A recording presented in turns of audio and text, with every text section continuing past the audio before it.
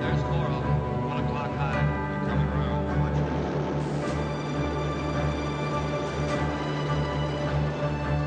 Surprise, 6 o'clock coming in. B-17 in trouble out at 2 o'clock. Watch it. Is there an engine on fire?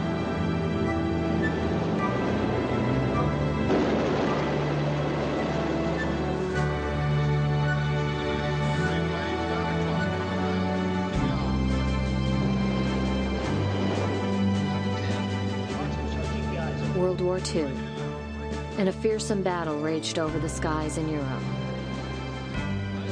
Among the airplanes that flew in this battle, the Boeing B-17 Flying Fortress stands out as a plane responsible for aiding the Allies in winning the war, a true symbol of American aerial power. Flying deep into Germany, and many times facing the fearsome Luftwaffe alone, the B-17 acquired its fame by sustaining a tremendous amount of damage and yet being able to return its crew safely home. But a durable airplane alone did not win the war. It was won by the men who flew her. This is the story of the men and machines that flew in World War II, and the importance of preserving this airplane as a living testament to that time. Through the years, the Flying Fortress was almost forgotten, but today, efforts to preserve the last flyable B-17s give us hope in preserving the legacy this airplane leaves behind.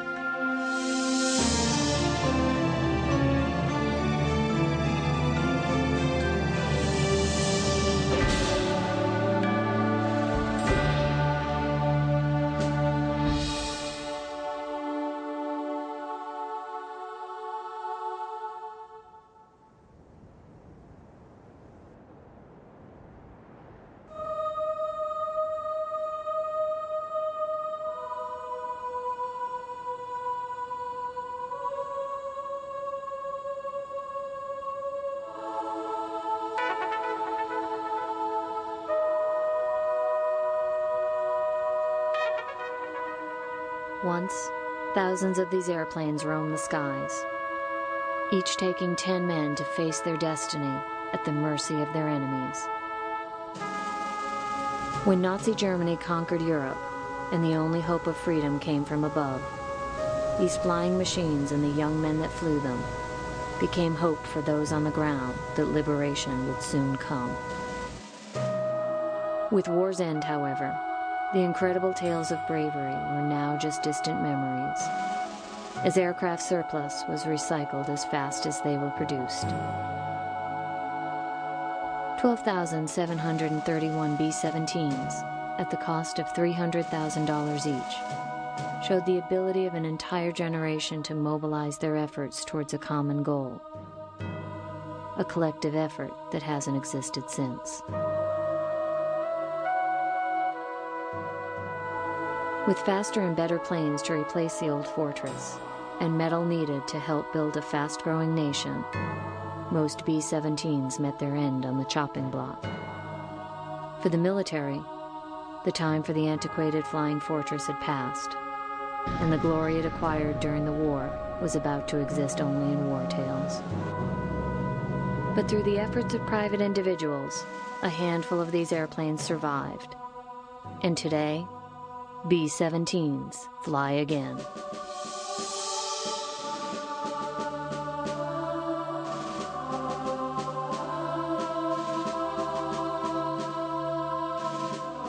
The B-17 is associated with, in a lot of ways, as the plane, the distinct plane that, from an air war standpoint, won World War II. You know, at a point when Hitler had this fortress built around Europe, it was impregnable. We could not get American forces on the continent at that point in time.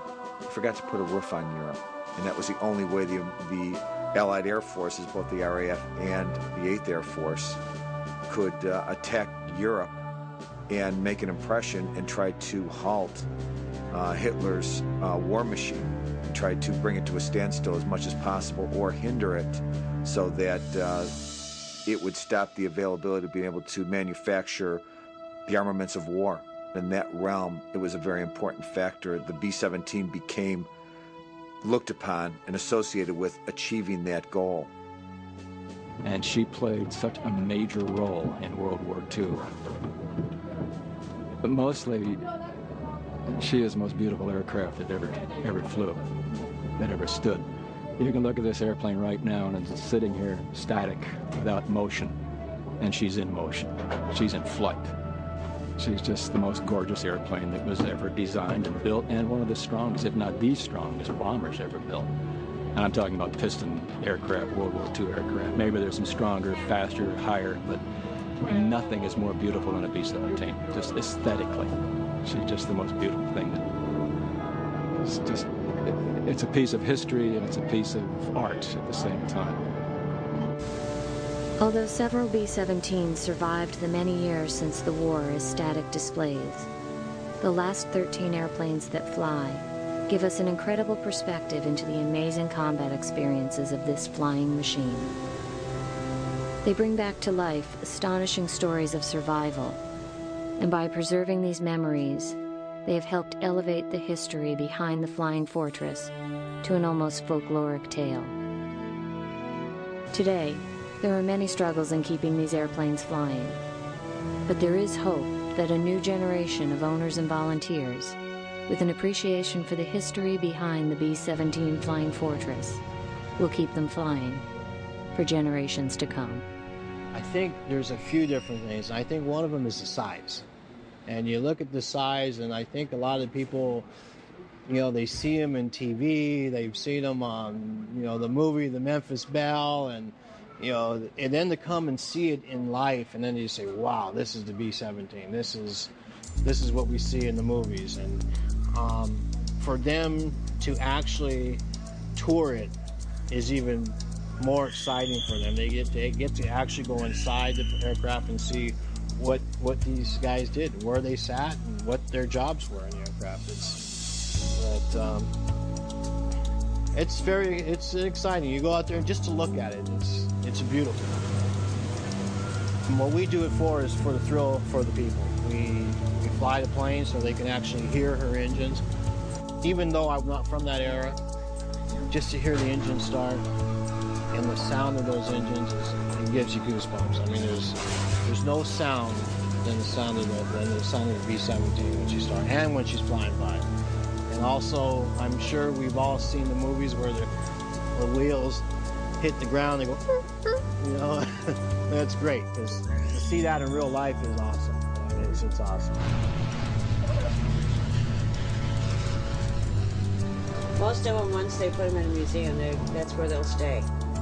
And when we bought ours, we wanted to restore it to fly because it's part of history, and we want people to hear around the engine start. We want to hear the squeak of the B-17, brakes.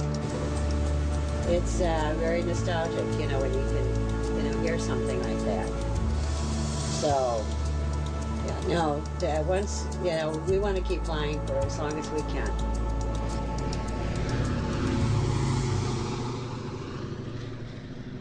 With an ever-increasing curiosity about the horrific air combat conditions of World War II, we have just started to comprehend the sacrifices and courage of those who flew these airplanes during the war.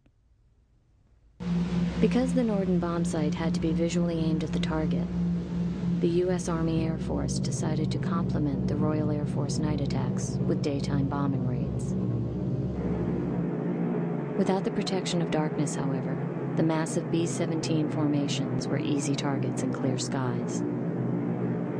The battles these men endured were vicious and created a flying legend like no other in the history of aviation.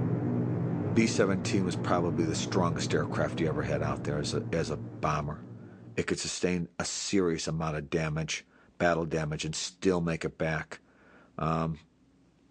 2 engines, no problem. There was one point where a gentleman had lost 3 engines just as he had crossed the English coast and brought the plane back on 1 engine. Remarkable stories. There's another photograph of a 398th plane from Ned Hampstead where literally the front of the plane is gone. The bombardier and navigator section is gone, and all you have is from you know, a little part of the chin turret in there and the pilot's part back, and they brought the plane back. And you're wondering, how does a plane like that stay in the air? That was a testament to the durable strength of the plane to be able to withstand a lot of damage, yet still be able to bring that crew home. The development of the B-17 is far from the reputation of durability and strength the airplane achieved during the war. In reality, this aircraft was almost not built. In 1934, the U.S. Army commissioned an all-metal multi-engine design airplane capable of carrying a 2,000-pound bomb load at a distance of 2,200 miles. With practically no continuing work and no future orders in sight, the small Boeing Airplane Company of Seattle, Washington, decided to go for broke and gamble $275,000 out of its $500,000 in cash for the development of Model 299.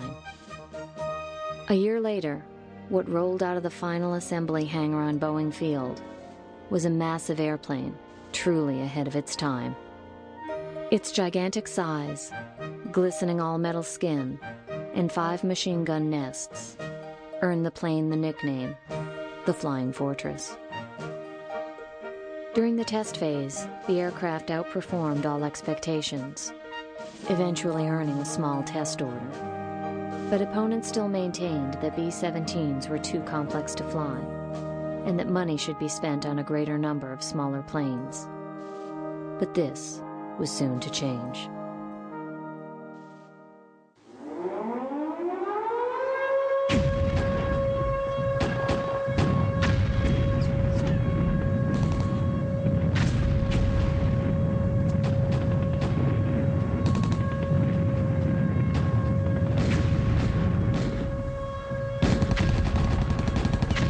December 1941. Pearl Harbor. The United States joined the war, and as quickly as they could be built, B-17s were departing to fight in all fronts. For the first time in the history of warfare, bombers would play a decisive role in weakening enemy production. Early combat experiences for B-17s, however, were disastrous, until the full potential of the airplane was realized by flying in massive combat box formations. While in the Pacific, B-17 served as transports and as interceptors of Japanese vessels. Early U.S. involvement in Europe was only successful when given heavy fighter cover. Early in the war, when both sides were equally matched, an average of 300 to 600 men per day would lose their lives, with only 35% of aircrews surviving to complete the 25-mission tour of duty. Casualties were high. Morale was low. What the Army desperately needed were heroes. And this came in the form of one of the most famous documentaries of World War II, The Memphis Belle. Weiler's film, The Memphis Belle, did a lot to do that. If it would have been on a B-24, we may have been looking at the B-24 a little bit differently. But he chose the 8th Air Force and the Memphis Belle in particular to make a documentary on, which was seen by many, many Americans across, the country. And that was instilled in their mind that here was the plane that had attacked Fortress Europe and had brought, Hitler to his knees. Pilot Captain Robert Morgan, industrial engineer from Asheville, North Carolina. He's flown this ship across the Atlantic. Of course, we didn't know anything about this documentary. I mean, we knew that William Wyler was making some sort of documentary, but we thought it was just a training film. We didn't have any idea that he was going to really put it out as a World War II combat documentary. And we didn't know that we landed that it was going to be named the Memphis Belle. I always kidded him after we landed. He came up to me and he said, "Morgan, I got news for you." He said, "This documentary is going to be named the Memphis Belle." And I didn't think a thing about it. I said, "Well, so what?" Then I turned around to him and I said, "Bill, what would happen if we got shot out on this 25th mission?" He said, "Oh, we had a backup." And they did. They had an airplane called Hell's Angels. It was going to finish 25 missions. They would have been here talking to you.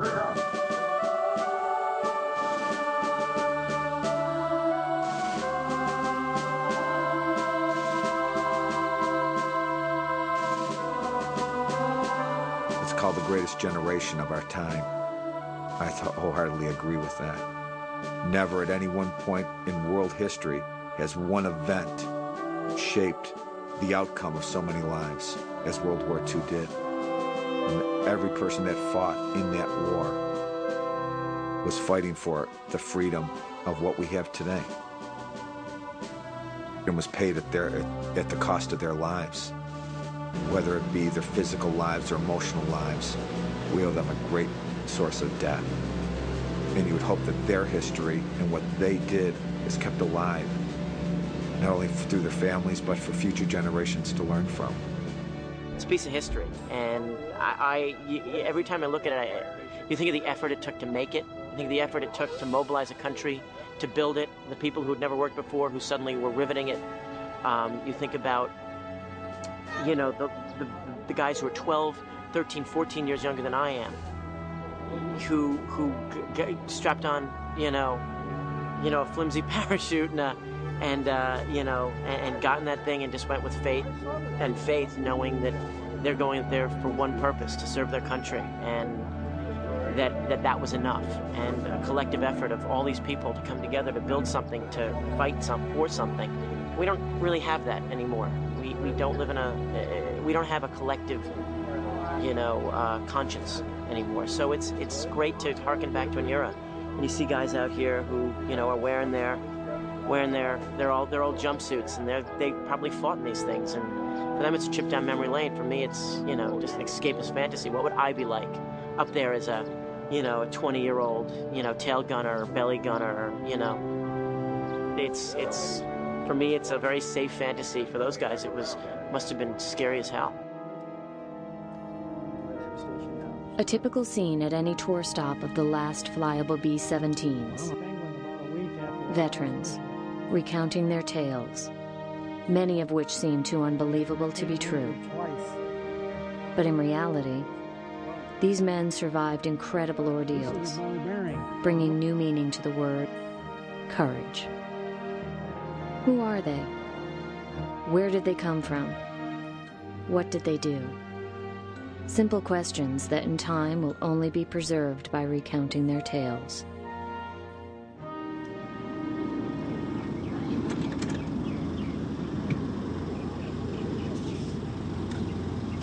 I'm Roy Test.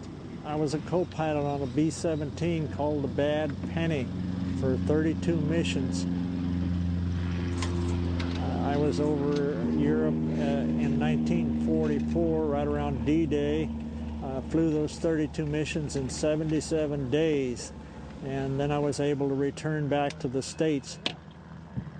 After the war, there wasn't too much interest in B-17s or World War II or anything like that, but the last 10 years, the interest has been gradually building up more and more.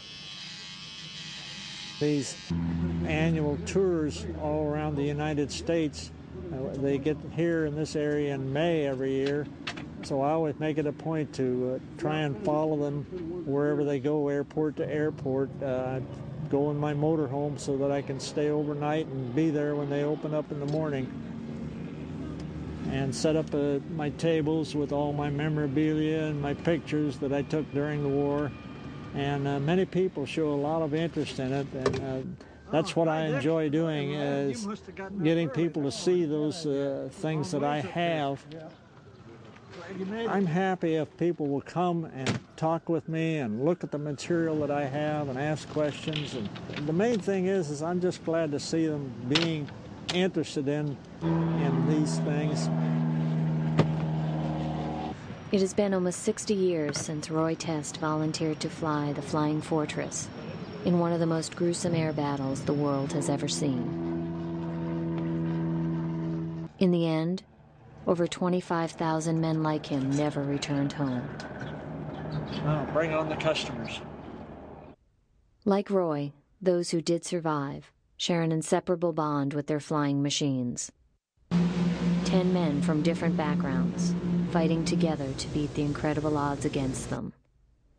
Bombardier, navigator, pilot, co-pilot, top turret gunner that also served as an in-flight engineer, radio operator, ball turret, left, right, and tail gunners.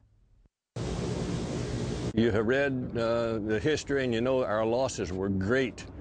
It was nothing to lose on each day's mission 30, 40, 50, or 60 heavy bombers, B-24s and B-17s combined. And the records bear that out. And you're talking about you lose from 300 to 600 men in one day. A lot of times I'll tell people, well, we would lose more people in an hour than the entire Desert Storm left during the entire operation. That's just for comparison purposes.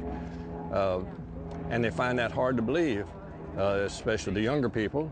But that's true. That's the way it was. We were losing 30 and 40 and 50 and 60 bombers most of the time during that part of the war. And you couldn't do a professional job, which you were trying to do, if you were worried about being shot down all the time. I won't say the fear was not there. The fear was always there. If anybody tells you that there was no fear, either he's lying or he wasn't there. If he was there on a mission, he was scared. Once deadly enemies, the men who flew these air battles have found over the years time to reconcile their differences. Hello. Hey, Mikey. My old friend. Today, we learn the fear the B-17 crews had for the Luftwaffe was the same for both sides. What? So where were you, Get number Mike? 1 and 2 engines, and then your torque will take care of it. The fear was when I heard about the B-17. How impossible to shoot it down as a two-airplane attack, you know. It had to be at least 5 or 6 groups to attack from each side to make it happen. Going in there alone with your wingman is impossible. You know you sign your death certificate. And don't be afraid, if you die for the fatherland, you know. You do it because you're put there by some force, by your government to it. And as you are there in the air trying to fly and to fight, you suddenly realize you're all alone. It's you or him. It's no glamour, it's no nothing. Oh, yeah. I mean, you don't get the feel that you will be a hero. You just get the feel, I want to get out of here. Yeah, come back home alive. Yeah. On my 14th mission, I was shot down over Berlin while bombing the BMW aircraft engine factory. My entire squadron was shot down, all 12 bombers. And 33 were killed in the air and many more wounded. Of those who were able to bail out, 21 more were beaten to death by enraged civilians using sledgehammers and shovels. They hit a 6 o'clock high right over the tail, and I was up in the nose. And I had my thumb on the salvo switch, and I was watching the lead bomber way out there about half a mile in front of us. There were about 800 and some of us bombers there. And as soon as his first bomb would appear, I'd count 2, 1, press. Because I knew from briefing how far back I was from him and how many seconds it would take for my bombs to land just about where his were landing, you know. And all 12 of us went down in about 20 seconds, all down in flames. Thank heaven, my bomber went into a shallow glide. A lot of them just tore up and went down. That was it. So I was pretty lucky there. I'm here now, so.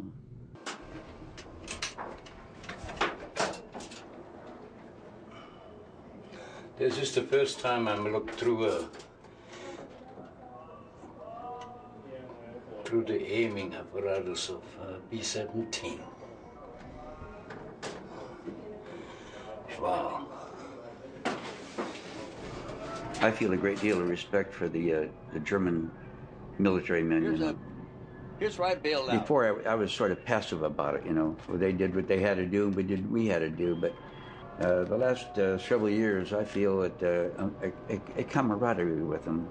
Now, knowing what you know about each other, if you were in the skies of World War II and were facing each other, would you have shot each other down?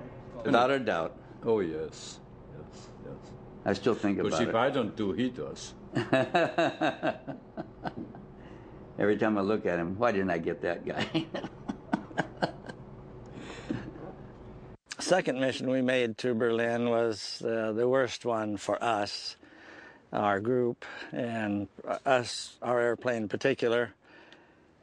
Flak was very heavy and very accurate. Our airplane was hit so many times I wanted to bail out. I said, we're not going to make it back. We had holes all over the airplane. We could see them.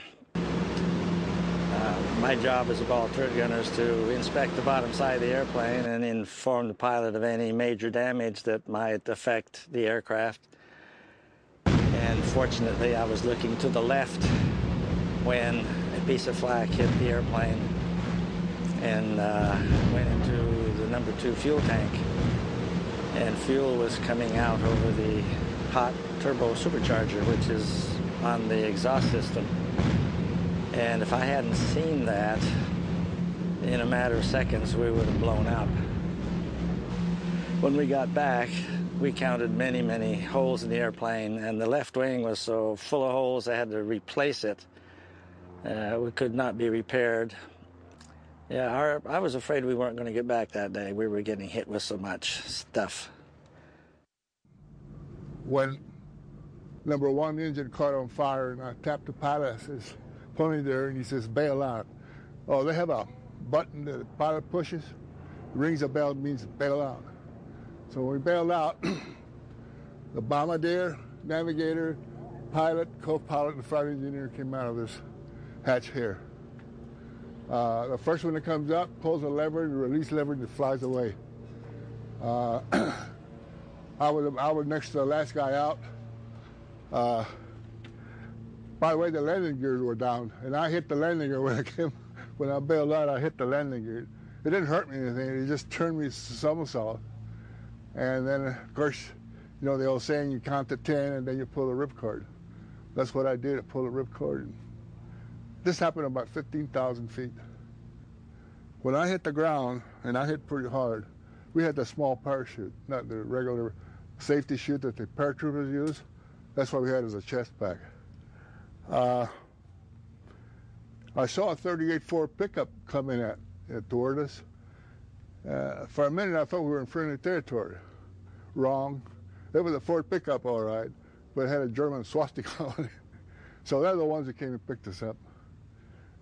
Flak comes from a big shell like this. This is a 3-inch American shell, but everything that they shot at us was an 88, which is a few centimeters larger than that. And it just breaks up into all kinds of pieces. It would just come out in all shapes and sizes as it exploded, and you'd fly through it, or it would come up and just rip through your airplane. They would send it up in front of us, a little higher, then we'd fly through it. And it was something you couldn't defend against. On the same trip that we got this piece of flak in our tank, an airplane in front of us, a little higher, blew up, and this piece of the identification strip of the starter that came off that airplane was in our airplane in the number 2 engine well. Well, it's very difficult to explain. You just wonder when it just disappears and there's just nothing left of it. You wonder what it would be like. Usually an airplane, after bombs away, it gets a direct hit. It'll explode, but larger pieces. The wings fly separately, and engines fly separately, and you see it all go down. Maybe somebody can get out. But when that thing blows up and it just disappears in a gray cloud, you say, God, what a way to go. It's hard to explain how you feel when it just disappears and 10 guys go in 1 second, just like that. After your first mission, you're so in a state of shock, sort of, that the next time you go up, why, you say, well, if it wasn't my time last time, I guess it's not my time this time. And coming into the target was always the rough part, because there was nothing you could do but fly straight into the flak. And being a ball turret gunner, The engineer is a top turret gunner. We could both look forward and see, oh my God, there it is. And we got to fly through that. So you just sort of steel yourself for the situation, and you do get really tense, that's for sure. I was a nose gunner on nose gunner toggler on the B-17, the G model. On one of my missions, we were on a bomb run, and 2 bombs failed to release. One was hanging by one shackle, and the other one was firmly in place. So I disrobed, I disconnected myself from the main oxygen system. I got on a 3-minute oxygen tank, and I entered the bomb bay. At that point, I watched my watch for time. I had a steel bar. I brought it with me purposely so I could jam it between the shackles. Hopefully, I could dislodge the bombs.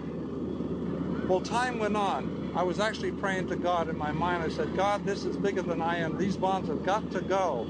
As I was thinking these thoughts, the bombs went. At that very moment, I realized I was out of oxygen. I was struggling to get to the forward part of the bomb bay because I knew I had to get near where the long line on the main line of oxygen was. I got pretty close, and I couldn't make it. And my last thoughts were I was laying down on the catwalk. German fighters were passing under me. I see the German Schwarzer as clear as day. The air is rushing up. And as that last thought went through my mind, the top engineer hooked me in to the main line, and I blossomed out and I went forward to my position in the nose. I was no sooner there, German fighters were coming in at us.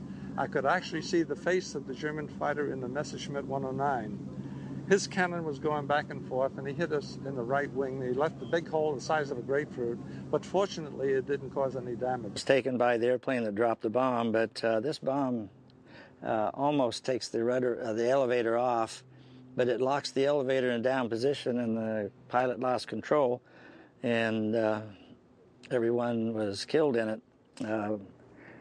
It was his fault. He was out of position because he was supposed to be on the right side of us. This is us, and when we got to the target, he was over here, and then he started drifting under us, and this airplane that was above us, when the bombs were dropped, hit him because he was just going under us at the same time.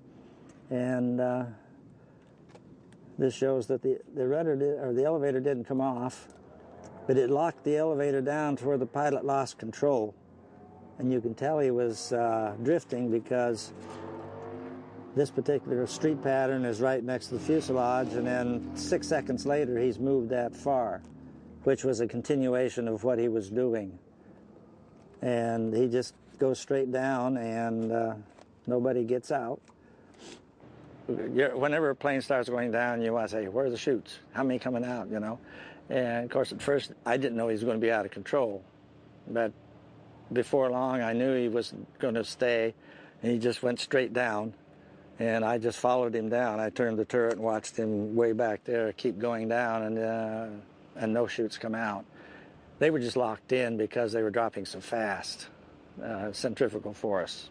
Those that saw it were, you know, they were affected by it. You wonder what they were thinking as it was going down. I mean, you picture yourself doing that same thing, you know. You wonder, why not me? Why them? Why me? So it was something that lingers with you. That is as wide to me today as it was 50 years ago, 60 years ago. Toward the end of the war, Hitler had ordered all the prisoners to be shot. And that quite a stir-up, you know. So instead of shooting us, they were trying to keep us away from the front lines. So we ended up marching from Nuremberg to Moosburg, Germany. And that was quite a trip. I made it. It was 18 days. Quite a few people didn't make it. A lot of people were sick, pneumonia and what have you. When we got there about on April the 18th. And on April the 29th, General Patton liberated us there in Stalag 7A, Moosburg, Germany, right outside of Munich. And what a sight that was. They came in early, and then afterwards they came in with a bunch of tanks, scared the hell out of the Germans. Patton Brink's out right in front of the tank, went right through the gate, busted it wide open. What a beautiful sight. The guy jumps out of the tank, runs up to the flagpole, pulls down the German flag, and runs up the American flag. Now, that, to me, I'll never forget that sight. That is, it represented our country, represented freedom, and I was getting ready to go home. After World War II, veterans returned home to a different reality. A country that had lost its innocence. Their tales of bravery were lost in the middle of progress, and it wasn't until recently that a renewed appreciation for what they did during the war created a new role for the last flyable B-17s, the Flying Museum. A couple of things before we go flying.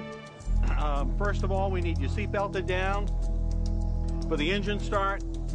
It is as noisy as you can imagine. It is as cramped as you can imagine. It is, I can't imagine how scary it must have been. You're sitting down on the floor, you can't see anything, you just hear the rumbling, you know, you take off, and it is loud and crazy and wild, and there's wind everywhere, and there's two huge guns, and you just know what they were used for. And you just realize that how many people, just the bravery it must have taken for all these people to go up there knowing what they were going to do. And, you know, maybe some people say, well, you're 19, 20, you're foolish, you're young. I sat next to a guy who had flown 36 missions as a pilot. He was probably 10 years younger than I am when he did it. I can't imagine that. I just can't imagine that. He said he bailed out. He bailed out once over Yugoslavia. You know, I think at 22 I was, you know, drinking beers and trying to figure out how to finish final exams. You realize, you know, what sacrifice really is. This airplane is just everything that was ever written about it. This will be my 6th ride. I guess I saw a 12 o'clock high too many times when I was a child. And it got bigger than all of us. And to get a ride on a B-17 in the year 2000, I think is just the most wonderful thing. My great-grandfather flew World War II, and he was in the 91st Bomb Group, 401st Squadron. He was shot down in Bremen, Germany, and he was prisoner of war for 2 years and 2 months. And he was navigator on the B-17. You would hope that it wouldn't be a thing of the past, but the cost of maintaining them is astronomical. When you want a piece of a B-17, you have to have it manufactured now. It isn't like you can go to the store, call up the phone and go, by the way, I need a new engine. By the way, I need a new rudder. But I think with the current status of owners that are out there that fly these planes, and they fly them for the enjoyment, but also the history of them, you're hoping that they'll pass them down, or when they sell them, they sell them to somebody that wants to keep the plane in the air. Because right now, to keep a 17 in the air costs $2,000 an hour.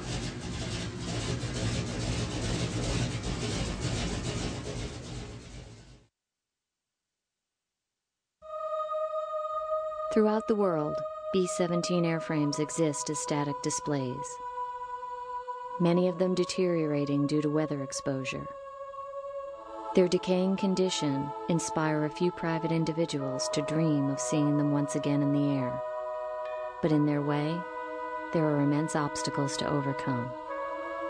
What we're trying to do is to put a B-17 in the air from whatever condition it's in right now, which is pretty bad for most of them. The B-17s that are now available are two things. They're hard to find and they're hard to finance. It's so you go to a lot of places, to a lot of people, to a lot of groups, to individuals. I've had a guy give me, here's a $100 bill, and here's your seed, you know, I hope it grows, that kind of thing. And that was a B-17 combat crewman, a pilot. And that's what we have to do, is raise $1.5 million to put a B-17 in the air. And we have to convince them to say, we'll put her in the air. We don't want anything except to put her in the air, and that's what we want to do. trying to find somebody to work on it. That's the difficult part too, because these, you know, it's old technology, so people are kind of scarce to make parts for the airplane too. Hopefully they keep flying for a while, because it's a shame not to have one that can operate and people not being able to experience the sights and the sound of airplanes from a significantly historic era. Well, it's very, very satisfying, extremely satisfying to see them in the air once again. All the hard work and the sweat and the toil really was worth it.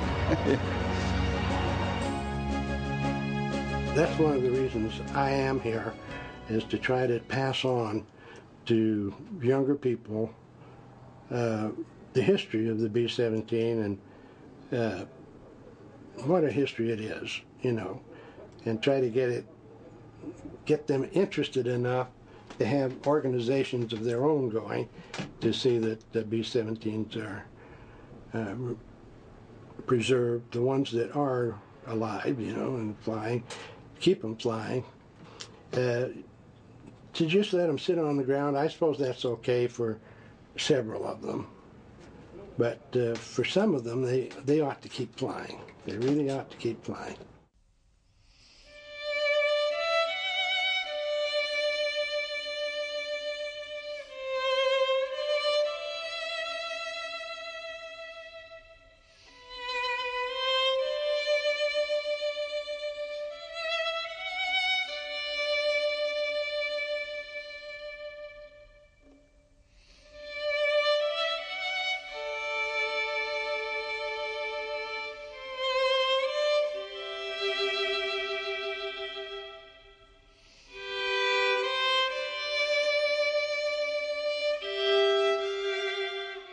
It is. It's very important, because us guys are dying off, and all that'll be left is what we've told people.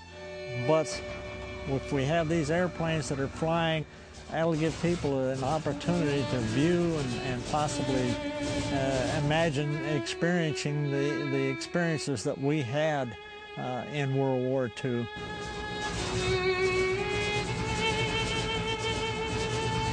I think you have to preserve the B-17 for the history of what it has accomplished, the history of what it's accomplished and what it stands for. As much for the plane itself as for the people that flew it, the people that gave their lives, the people that put everything on the line. They represent, to a new generation, a history lesson of what they're not taught nowadays in school. When they walk out there or see this plane flying or see it at an air show, they're going to start asking questions. And you hope that they ask the right questions, and that the parents or the grandparents can give them the right answers of what took place at that point. Or they can ask the people there about what took place, or it will inspire them to want to go on and read more about what took place during that time period. The B-17, wherever it flies, draws a crowd. And not only old people and veterans that flew it, but a new generation, a young generation that wants to find out more, that has a thirst for knowledge and wants to find out what this plane did and wants to see it in the air. They don't want to go to a museum and see something sitting over there. It's not a fossil, it's not a relic. This thing can fly. It's up in the air. You can go and see this thing. You can ride in it. You know, you can have that experience.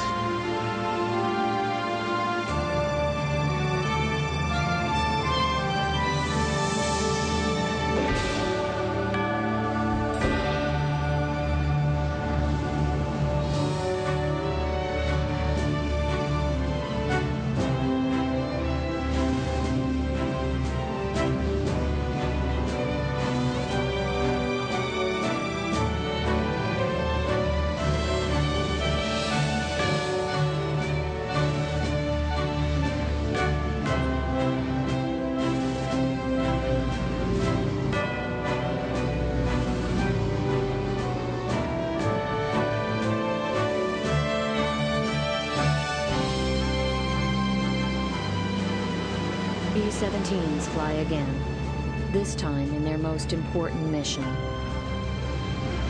to remind future generations of a legacy unmatched in the history of aviation. Overwhelming odds were against them, but time and time again, persistence proved greater than fear. Someday, in the near future, the last man to have flown these airplanes will pass away, and with him, the last flyable B-17 will become a thing of dreams. But as a new generation takes over the task of keeping them flying, there is hope that a renewed interest in World War II will keep B-17s gracing the skies for generations to come. To be able to see her in the air and to hear her sounds, assure those who flew her their feats were not in vain. All they ask is that we remember them and the sacrifices they endured for the freedom we so often take for granted. The B-17 Flying Fortress is an icon of American ingenuity. It is living history. We cannot afford to forget those who flew these airplanes, their feats, their fears, their glory. We must, at whatever cost, preserve the last flyable B-17s in the air, where they were meant to be remembered.